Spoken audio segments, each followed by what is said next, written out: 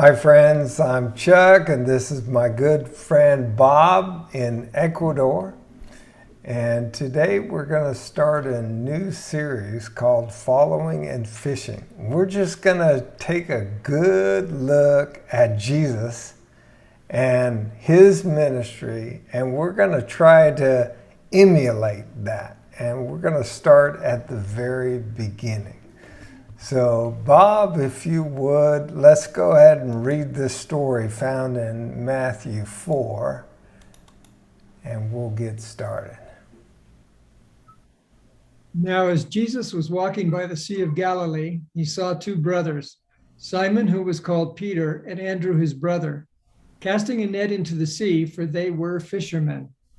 And he said to them, "Follow me, and I will make you fishers of men." Immediately they left their nets and followed him. Going on from there, he saw two other brothers, James, the son of Zebedee, and John, his brother. In the boat was Zebedee, their father, mending their nets, and he called to them. Immediately they left their boat and their father and followed him.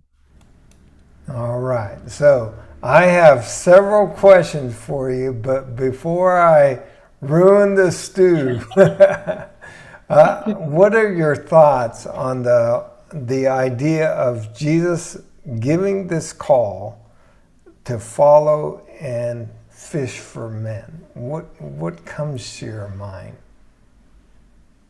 I think for a long time I read this as him talking to them and not as him talking to all of us, but I realized that this really defines what a disciple of Jesus is. Mm-hmm. And it makes a break between that thought of being a disciple and what many people call Christian. Mm-hmm. Yeah, that was one of my questions. Is this call just for the 12? And if we read the Gospels very carefully, Jesus said this to a lot of people. Follow me. And there were some, like Matthew, sitting in the tax booth with piles of money and then left it all and started following Jesus. And then there were some that made excuses. I have a farm. I need to take care of my farm, or my parents or whatever. And so Jesus, when he calls these guys, they respond. So, any other insights from this passage? I just think it so much speaks to Jesus' heart. He made it clear that he came to seek and save that which was lost, and he's just engaging them in that same mission. Yeah, absolutely. And we're going to look at that next time. He says, "I will make you fishers of men." So Jesus has an agenda. He is going to abide by a recipe, a process, and we're going to look at that next time through some passages.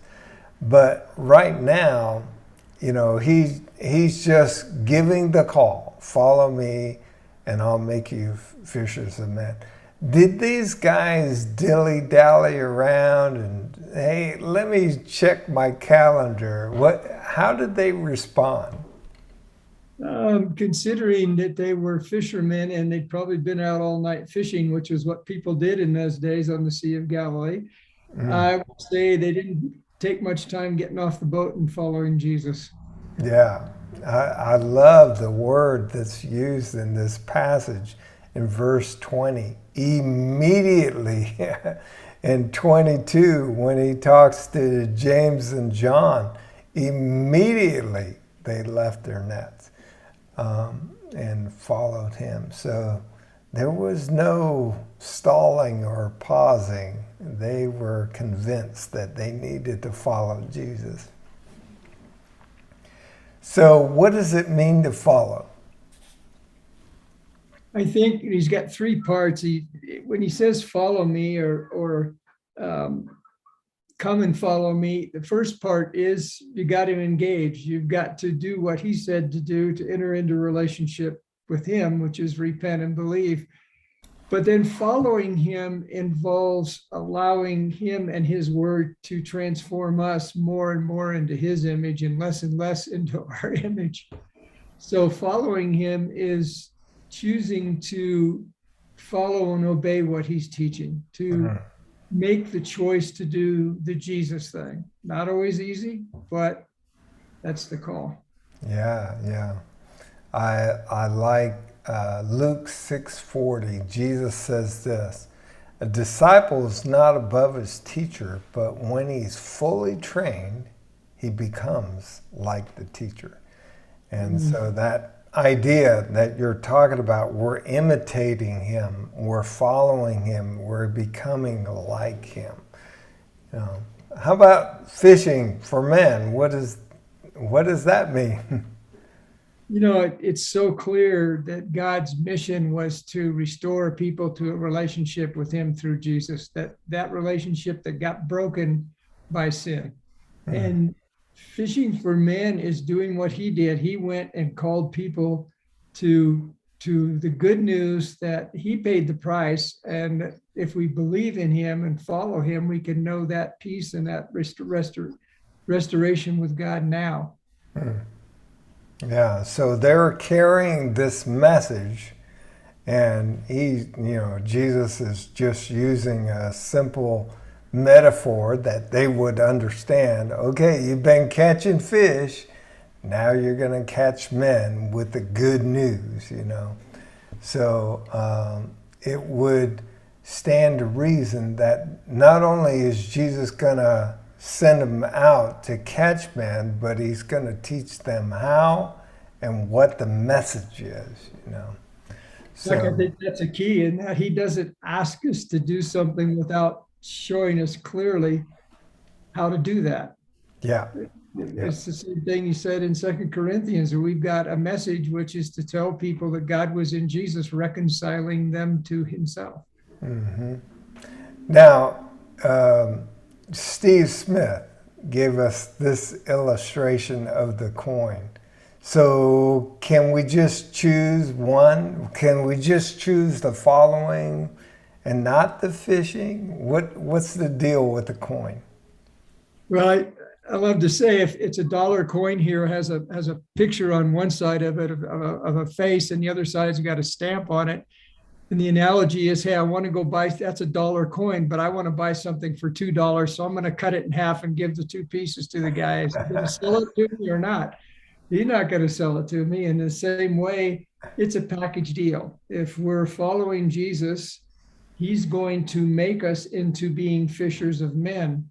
The reverse of that is, if we're not becoming fishers of men, we are not following.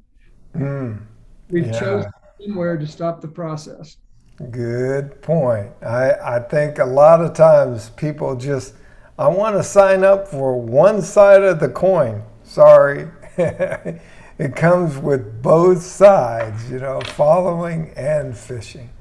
So, Bob, what would you recommend if a person, they're listening to this video and they say, hey, I want to follow Jesus, and I'm a little scared, but sure, I'll fish for men. What would you recommend them do?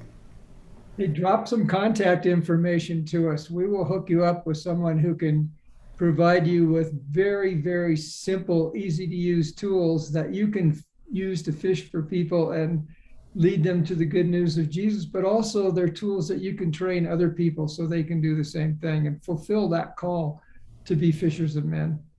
Yeah, and Bob and I are going to be making some videos that will help you, so stay tuned. Bob and David and Mark and Deb and others, and so stay tuned, but reach out to us.